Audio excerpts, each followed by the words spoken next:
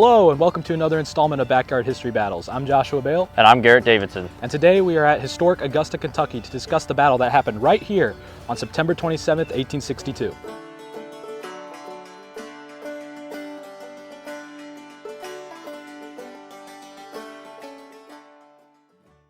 Confederate forces commanded by Basil Duke, brother-in-law to greater fame, John Hunt Morgan, had his 2nd Kentucky Cavalry with him on this raid against Augusta, Kentucky. He also had a battery of artillery up on a ridge firing down on the town, firing down on 2 Union gunboats that happened to be on the river at that time. These gunboats felt like they might have been beneficial to this battle, and the Home Guard as well probably saw this as a silver lining. Hey, we have these gunboats. This is a good line of defense. They were greatly outnumbered compared to the Confederate forces. The problem was the Confederates were smart and moved their cavalry down and dismounted to fire off the bank of the Ohio River onto these gunboats. Feeling vulnerable, the 2 gunboats, the Florence Miller and the Belfast, moved downstream to get away. One gunboat left with 150 holes in it, just to back up their claim that they felt vulnerable. The issue was there was only 150 Home Guard in Augusta, and they were up against 450 well-trained Confederate cavalrymen. They were fighting using guerrilla tactics, from the buildings, shooting from the top down onto Confederates. But the Confederates were not playing around. They fired back with cannons onto their houses and even torched them to try to dissuade these Home Guard soldiers. You got to think, these Home Guard men were not really as well trained as your typical federal soldier. They're your clerks and your bankers. They're not soldiers. But they did cause more casualties to the Confederacy than the Confederacy did to them. The only issue was they were just outnumbered 3-1. This meant they had to surrender.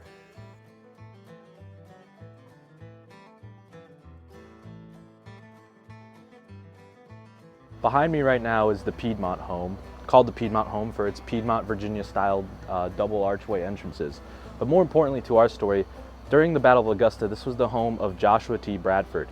He was a doctor here in Augusta and a very respected figure among the townsfolk. During the battle, he led a force of Kentucky militia, the Bracken County Home Guard, against the Confederate forces.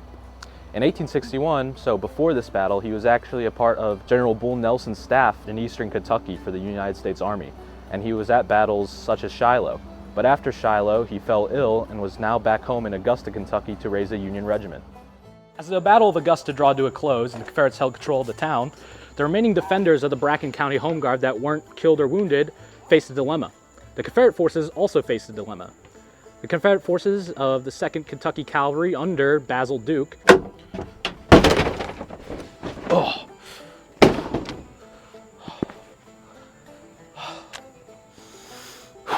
Basil Duke, count your days. Were low on ammo. They expended it all fighting off the defenders and fighting the Union gunboats. Their initial goal of crossing the Ohio River into Ohio was now impossible. They had to turn back. But now they had 120 or odd so members of the Bracken County Home Guard, pro-Union militiamen, that they had to care for. They were their prisoners. So as they retreated deeper back into Kentucky to more friendly Confederate lines, they had to make a choice. Luckily for both history's sake and the defenders of the Bracken County Home Guard, the defenders of Augusta, they simply were paroled. They couldn't take care of them, but they also didn't want to kill them or expend any more ammo on them, so they paroled them and let them go back to their homes. Overall, it's been said that the Battle of Augusta was a Confederate victory, but I think it's important to note that the bravery of the individual civilians of Augusta not only really saved their town, but it, to a greater extent, saved a lot of Ohio from Confederate raiders. Behind me is the modern Beehive Tavern. During the time of the Civil War, it was the town's mercantile, owned by James H. Armstrong, a Confederate sympathizer. During the battle, this is one of the buildings that caught fire, though the damage wasn't too notable. This is also where the 12 Bracken County Home Guard men who were killed were brought to be identified.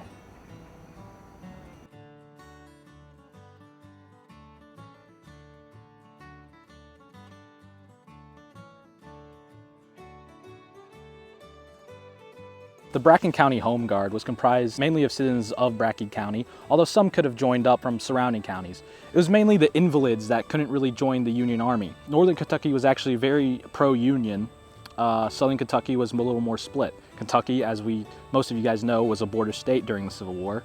It didn't really fully align with the North or the South.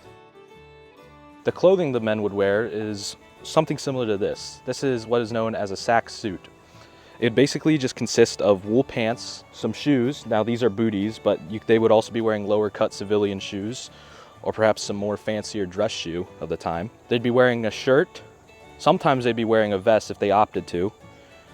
And then they'd be wearing a sack coat and or a frock coat. For their headgear, they'd be wearing either this is just a standard civilian slouch hat in the beehive style, or they could be wearing top hats, mechanics caps. It really all depended on what their line of work was. For their weaponry, they were usually carrying 3-banded rifles. This is an 1861 Springfield, but most likely they would have been given something older, such as an 1842 Springfield, or perhaps even an 1816 conversion, a flintlock that was converted to percussion cap.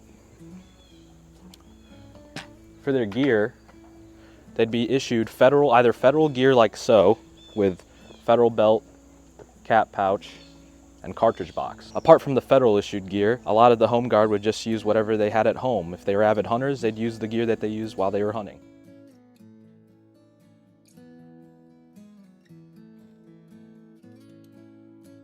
You may never hear about the Battle of Augusta in your history books, but we wanted to give you a little information about it.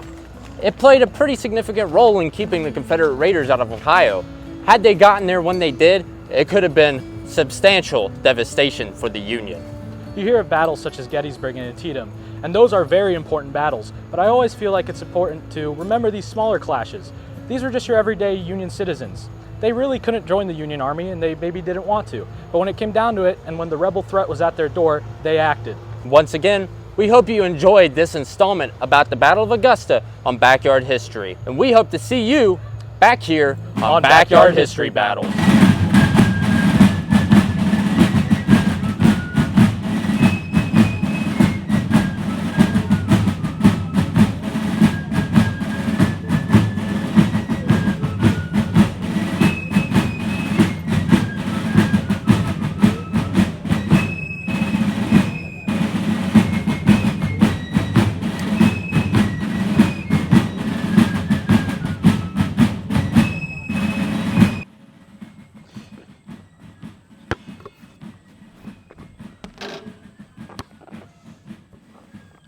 I'm not doing this.